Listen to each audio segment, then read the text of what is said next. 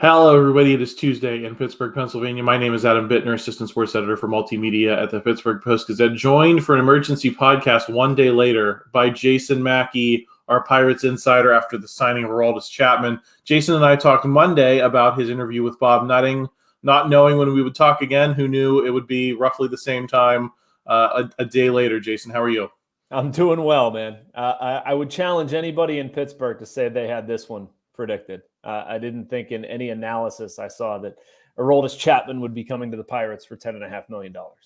Yes, it was a thunderclap, through Pirates Nation and also for my Tuesday workday. So me and Jason are going to break this down. Before we do, just want to thank our primary sponsor for this episode and every episode of our Pirates podcast, including pitching in the North Shore Tavern. If you love baseball, you'll love the North Shore Tavern. The interior is wall-to-wall Pirates. There are appetizers, entrees, cocktails, and, of course, steak and seafood on a sizzling lava stone. Open every day. The North Shore Tavern across from PNC Park is Pittsburgh's home for steak on a stone. Jason, I'm going to go out on a limb and say this move has been a little bit unpopular in Pirate circles in the early going here for I think, personal reasons and just in terms of the baseball. Let me get your big picture reaction first, and then we can get down into some nuts and bolts. Yeah, I mean, I don't have a problem with it. I can't say I understand it. It screams to me like there has to be something else happening. And I don't think, and I certainly don't want that mean, a David Bednar trade or something like that. It's just funky, right? Like Cherington's even on the record saying he didn't anticipate adding to the bullpen like in a major league salary. And now we're talking about $10.5 million adding to the bullpen. Like, what are we doing here? We haven't had access to Cherington. We're not going to talk to anybody until he passes his physical. But, assuming he does and it goes through, like, are they going to trade Holderman? Are they going to make Mlodzinski a starter? Are they going to trade Mlodzinski?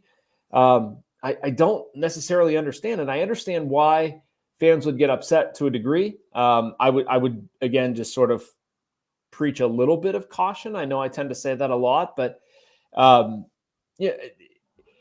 look at it this way, Adam. One of the Pirates' problems, and we talked about this a little bit yesterday, is getting guys to come here and wanting to buy in and feeling that the Pirates are going to be competitive enough. Aroldis Chapman, based on what he's done in his career, what he did last season, a $10.5 million salary, dude could have went to other places. Like, he clearly heard something from Ben Cherington where he's like, yeah, I'm going to sign up for that. I'm good. I'm going to give that a shot. I don't know what that is. I don't think anybody on the outside does, but I'm curious as to what it is and like why this worked in Aroldis Chapman's mind. Jason, you mentioned that this kind of implies something's coming.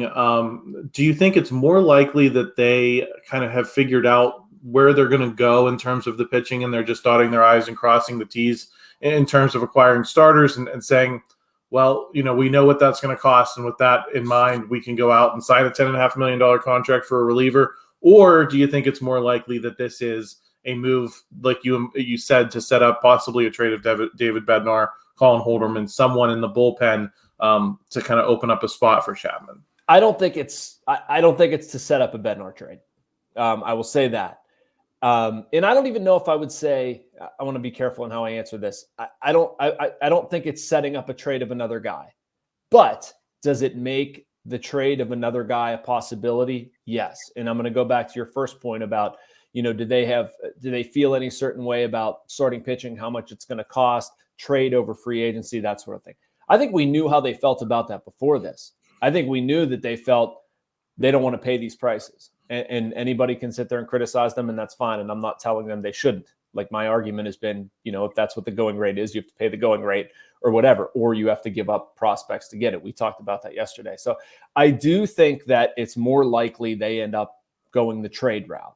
Now, did they open themselves up by potentially tucking Mlodzinski or Holderman into a trade? Guys that would, they would help a trade. I mean, they wouldn't carry the trade by themselves, but yeah, they could have potentially done that. Maybe they're going to, I'm spitballing.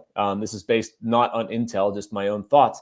Like, maybe all of a sudden the Edward Cabrera trade looks a little bit different if you're dangling Mlodzinski or Holderman in there. I don't know. But the need for starting pitching, Adam, absolutely remains. It hasn't gone away because they signed Aroldis Chapman. It's as great as ever.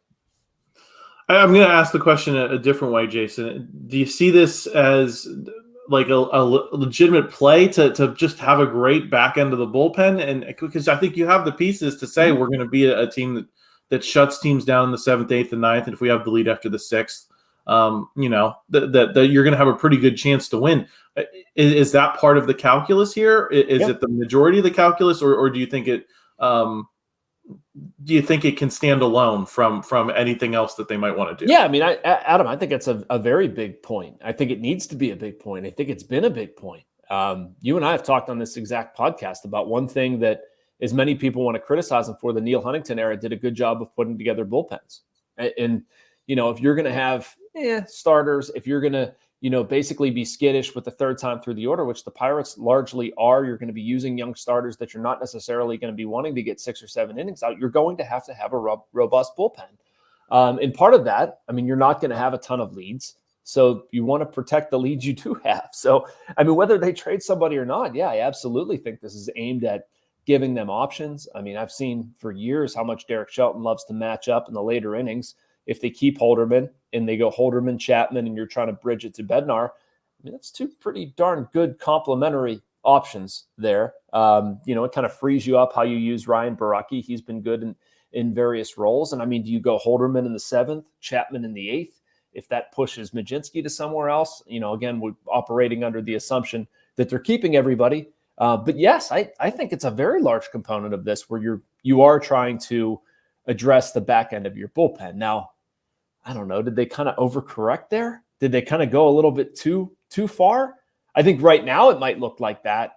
I just think that, if, like, again, fictitious world, but if they sign Chapman and then they can trade Majinski or Holderman, like, to the Marlins and bring back Edward Cabrera, is anybody going to complain about that? Like, to me, that seems like a fairly logical move. And you paid less because you're paying the Chapman salary. You're getting a team control salary with Cabrera. I get that. This is so complicated because we're operating without, a lot of information about what comes after this. Yes. But I look at $10.5 million for Aroldis Chapman, and I look at $14 million for 1 year of Frankie Montas, who we mentioned yesterday. And I say, what the heck? We talked all offseason about how the Pirates can't go in on some of these guys, and now it's a difference of $3.5 million. You know what I mean? So what I feel like what you're saying is, if you take that 10.5 and you average it across Edward Cabrera or any cost controlled starting pitcher and Aroldis Chapman, then that makes sense for this payroll. Is that the way you have to look at it to kind of make sense of the dollars here? Yeah, I mean, because otherwise it's insane, right? Otherwise it's insane. You've just gone against what you said publicly. You spent basically what you could have spent on a starting pitcher while you have 3 established starting pitchers and then like a wing and a prayer for a few other guys. Like that's what leads me to believe like there just has to be another component of this. I can't imagine another world where Ben Cherington wakes up and be like, well, can't sign a starter, so let's just sign a reliever. $10.5 million. Sure, sounds good. I mean, the dude literally said publicly they're not interested in adding to the bullpen. It's one of the few absolute statements Cherington has ever said. It might have been at the winter meetings at some point this offseason. And then $10.5 million. So once again, I have to believe there's another way of looking at this, Adam. I agree with you on the Montas thing. I agree with you, seeing $10.5 million.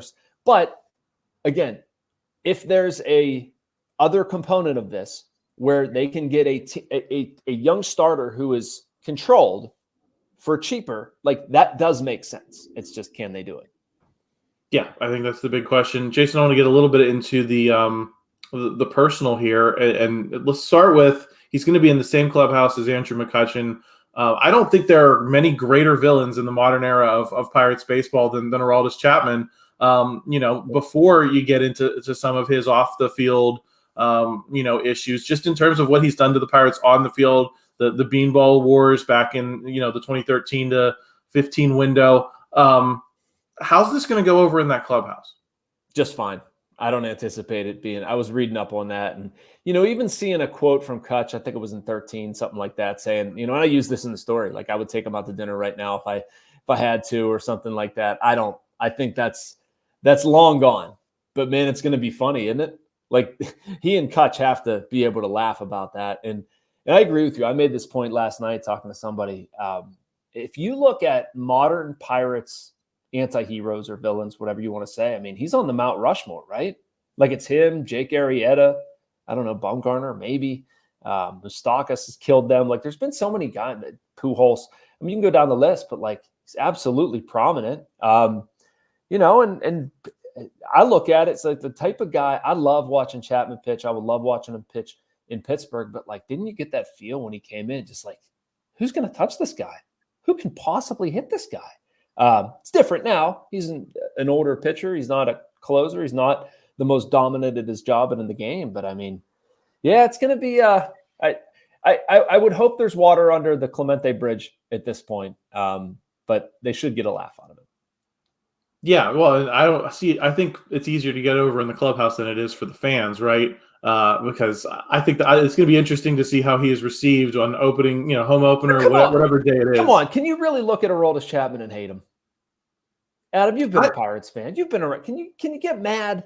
I think it's a hard gear to switch for a lot of people because of what you mentioned. He is on that Mount Rushmore. It'd be like if Ryan Braun came here. I just I think of those Brewers of that vintage, Prince Fielder, Jason Kendall to some extent, right? I think Aroldis Chapman's right there with them in terms of like guys that even if they didn't torture the Pirates per se, guys that the fans just loved to hate, and I think that's going to be a hard gear to switch for a lot of people. I did want to ask about the off-field stuff. Yeah. Jason, you and I had a pretty extended conversation yesterday about will the Pirates go there with guys who come with some level of baggage. I guess what level of concern do you hold that stuff in for this specific signing, and does this change your perspective at all on guys like Domingo Germán and Trevor Bauer? Well, I think it's interesting. I did think about this last night, and I've been thinking about it. We had an extensive talk about Bauer and Germán. My answer on Bauer is I don't think the Pirates want to go there, and I don't. I think if they would sign one of those guys, it would be Germán. And the fact that you've brought in Chapman, and I mean, people, I understand the people getting upset, but it doesn't seem like people are getting upset because of the 30-game suspension for violating the domestic violence policy. Like, I think it's other things, them just not understanding the move. Maybe they think Chapman's washed up or whatever. I mean, maybe this is a bit of a trial balloon. I don't know. It would be quite interesting if their final two offseason moves were to bring in Chapman and Germán, but I don't think that's crazy. I think what I've seen with Chapman, and I don't know enough to say if he was innocent or guilty or I've read the same things publicly that you've read and other people have read, but it certainly doesn't seem like that has been something that has lingered. I mean, he was late for a workout in 2022 with the Yankees. That wasn't great, but we haven't heard a peep about firing gunshots or strangling his girlfriend. There was insufficient evidence. There was whatever. I mean, I don't know. I'm not excusing it, but it certainly doesn't seem like it's something, an active concern at this point, at least from where I sit. Yeah, I think it's going to be interesting to see how that all plays out in terms of any next moves. Any final thoughts, Jason, on this move and where we go from here? Again, I like it because I think it tells me there's more. I just can't understand if there's not. I'm trying to think through this as if I'm Aroldis Chapman. And I said this earlier, but I want to emphasize this point. Just like if you're him, you have options. The Pirates weren't his only stop. I mean, did they overpay? Very possibly. And they should overpay for people. I'm not quite sure why this was the instance where they overpay, but I sort of see the calculus if this is going to lead to a trade for a young, controllable starter. I don't understand the calculus if it does not. So I just think that, maybe you told Aroldis Chapman, like, hey, we're going to finish out our offseason by trading for Edward Cabrera and bringing in Domingo Germán, and this is how we're going to roll. And maybe he said, okay. And I think that even Pirates fans, if they made those two moves, in addition to having Chapman and maybe you lose Holderman in the process, I think people would probably sign off on that. I think that'd be good with that being the rest of the offseason. So again, maybe I'm wrong. Correct me if I'm not, but I'm just that next shoe to fall is what fascinates me.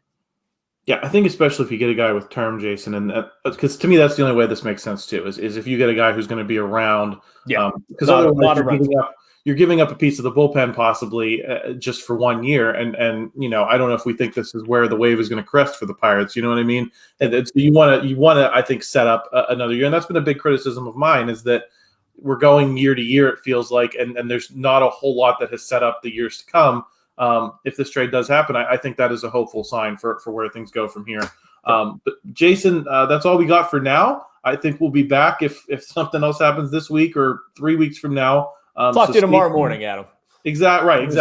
Subscribe to the YouTube channel. So if we do speak tomorrow morning, you don't miss it. If you enjoyed this video, please like it. Help us out in the YouTube algorithm. We'll look forward to hopefully we get something to talk about here in the near future. Thanks, Jason.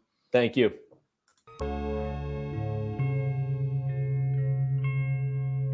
Thank you for checking out this content from Post-Gazette Sports. If you watch this video on YouTube, please like the video and subscribe to our channel. For all of the sports coverage the Post-Gazette has to offer, visit post-gazette.com.